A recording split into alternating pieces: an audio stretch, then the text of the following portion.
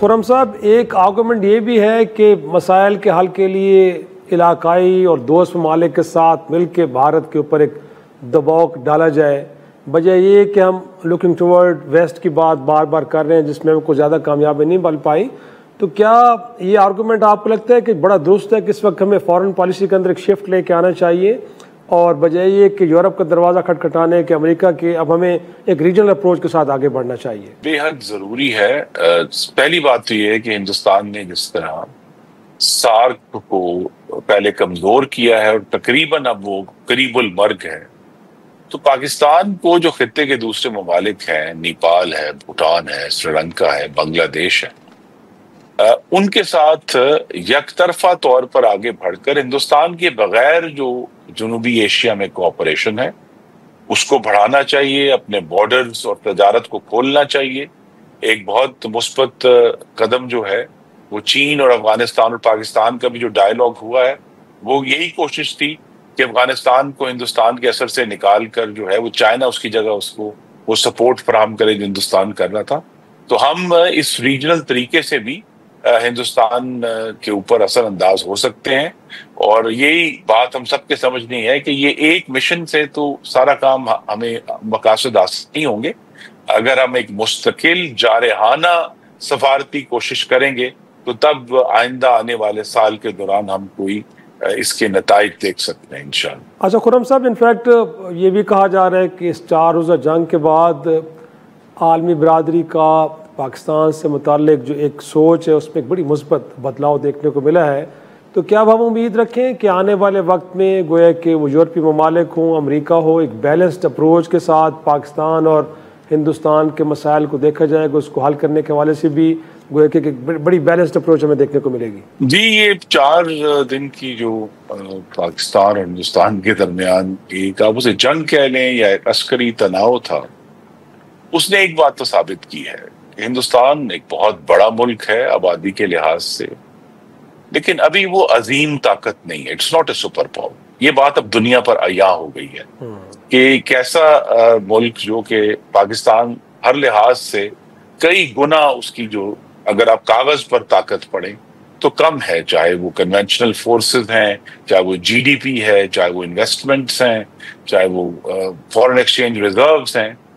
لیکن اپنے سے کئی گنا بڑے ہندوستان کو پاکستان نے ہر لحاظ سے اس کا رستہ روک کر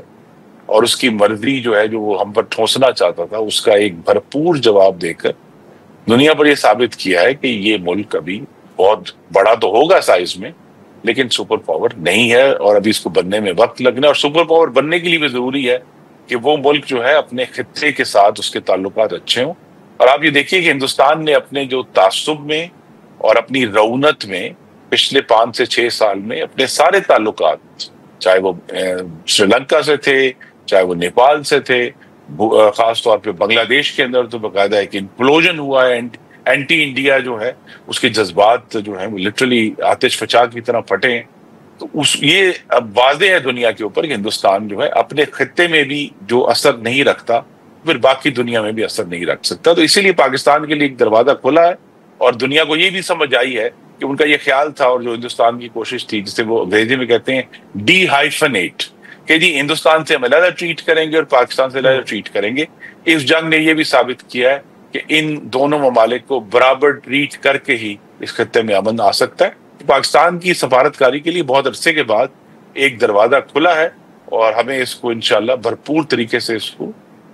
جو ابھی ایک سفارتی مشن جا رہا ہے اس کے ذریعے بھی، پارلیمانی مشنز کے ذریعے بھی، اور اوور آل ہمارے جو پوری دنیا میں سفارتی مشنز ہیں ان کی بھرپور ایکٹیویٹی سے انشاءاللہ ہم اپنے مقاصد حاصل. صاحب انفیکٹ اس حوالے سے بھی کچھ اظہار خیال کیجیے گا، کیونکہ جنگ کے بعد دیکھا گیا ہے کہ بھارت ایک اور ایگریسو اپروچ کے ساتھ بڑھا ہے آگے، اور اب کہا جا رہا ہے کہ اسٹیلتھ ٹیکنالوجی پہ حامل جو طیارے ہیں بھارت وہ بنانے جا رہا ہے، اور یقینی طور پہ پھر ہمارے بھی دفاعی گویا کہ ضروریات بڑھیں گی، اخراجات پہ اضافہ ہوگا. تو ہم تو IMF پروگرام کے نیچے جس کے نیچے کچھ سرٹن کنڈیشنز بھی ہیں، تو آپ کو لگتا ہے کہ اسپیس اویلیبل ہے کہ دفاع کے لیے ہم کچھ ایکسٹرا منی ایلوکیٹ کر پائیں؟ ممکن ہوگا پاکستان کے لیے؟ اس جنگ نے جو چیز ظاہر کی ہے کہ ہمیں ابھی اپنے جو گراؤنڈ ایئر ڈیفنس ہے اس کو مضبوط کرنا ہے. ہمارے سامنے جو کروز میزائل ہندوستان نے لانچ کیے 10 تاریخ کو، کچھ تو ہم نے گرائے لیکن کچھ آ کر گرے بھی ہمارے ایئر بیسز کے تو لہٰذا وہاں ہمیں انویسٹ کرنا ہوگا. اور اس جنگ کا ایک جو نتیجہ ہے وہ یہ ہے کہ پاکستان اور چائنا جو کہ پہلے ہی بہت قریب ہیں ایک اسٹریٹجک پارٹنرز کے طور پہ، ان کے درمیان مزید قربت آئے گی، کیونکہ جس قسم کی پاکستان کے پائلٹس نے اور آرمی نے اپنی مہارت سے چینی اکوپمنٹ کا استعمال کیا ہے ہندوستان کا کئی گنا بہتر اکوپمنٹ اس کے مقابلے میں، تو پوری دنیا پر یہ بات ظاہر ہو گئی ہے کہ جو چائنیز اکوپمنٹ کی بھی جو افادیت ہے اور پاکستان کی افواج کی جو مہارت ہے، اس سے جو ہے پاکستان کو فائدہ اٹھانے کے لیے جہاں ہمارے کچھ ڈیفنسز میں ہمیں نظر آیا ہے کہ کہیں ایک ویکیوم یا خالی جگہ موجود ہے، اس کو فل کرنا ہے. اس کے لیے جو ڈیفنس بجٹ ہے اس میں ایک اضافہ اتنا ہی ہوگا جتنا پاکستان کی قوم جو ہے وہ افورڈ کر سکتی ہے. اور اسی طرح ہم دیکھیں نا پاکستان کی افواج کا بجٹ جو ہے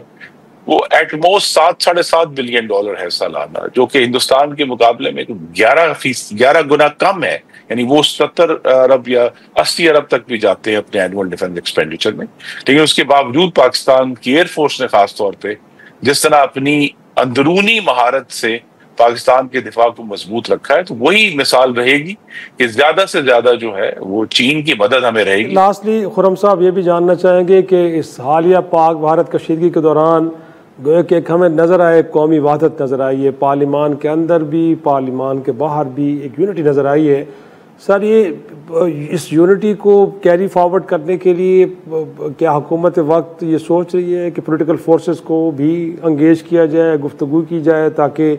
اس یونٹی کے ساتھ بھی آگے بڑھا جائے تاکہ سفارتی فرنٹ کے اوپر بھی کامیابی ہم مل پائیں پاکستان کو؟ ہم تو اپوزیشن کے ساتھ جو مذاکرات شروع ہوئے تھے، ہم تو آج بھی ان کی میز پر بیٹھے ہیں. وہ اٹھ کر گئے ہیں، انہوں نے واپس آنا ہے. اگر ان کے پاس کوئی مثبت ایجنڈا ہے قوم کو آگے لے کر چلنے کا، اور یہ بات اب واضح ہے کہ پاکستان ایجیٹیشن سے یا سڑکوں پر گڑبڑ سے یا رینجرز کو شہید کر کے جس طرح انہوں نے کیا اپوزیشن نے 26 نومبر کو، پاکستان اس سے آگے نہیں بڑھتا. پاکستان تو اپنے جو ادارے ہیں ان کو سپورٹ کرنے سے آگے بڑھے گا، اپنے جو جمہوری اور الیکٹڈ ادارے ہیں ان کو تقویت دینے سے بڑھے گا. اور تقویت تبھی ہوگی کہ سارے مسائل جو ہیں وہ پارلیمان کے اندر ڈسکس ہوں گے، نیگوسیشن پارلیمنٹ کے اندر ہوگی، اور اسی کے ذریعے ہم آگے بڑھیں گے. اور آپس میں دیکھیں 3 جماعتوں کی 3 مختلف صوبوں میں حکومت ہے، تو آئے حاکمیت کا مقابلہ کرتے ہیں.